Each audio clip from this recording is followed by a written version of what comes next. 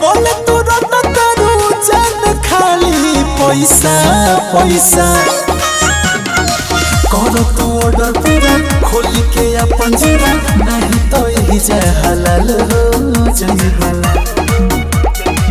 आई बड़ो पवन भैया के घरे मालामाल हो जाइबू ए गोरी मालामाल हो जाइबू ए गोरी बबुआ को कहइबू सब धन लिखा जाइए जा।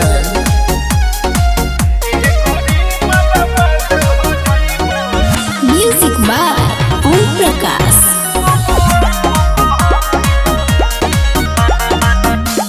पाँचे के सुनो जन के कहवा कटाई सब धन धइल जन तो पलुटाई हर झोलिया तोहारी आज भरी हो नोटवा के गोटी जब परी हो सभी नचाई तो काम करबो बियो राते भर में तू लाल हो जाइबू।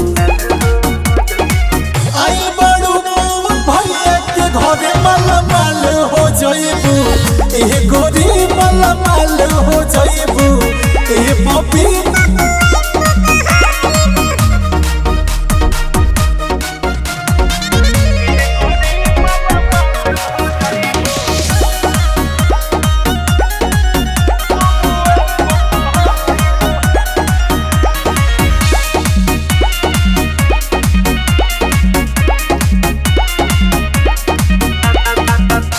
रात भर सही तू हिलवले रह कमरिया ओम प्रिंस तो पे उड़ाई है मरिया हरे कमी परेशानी नहीं होई हो तोहरा के कोई नहीं बोली हो लिस्ट बमहरा पिन्ही के लहंगा बबी हो तू तो बवाल हो जाइबू।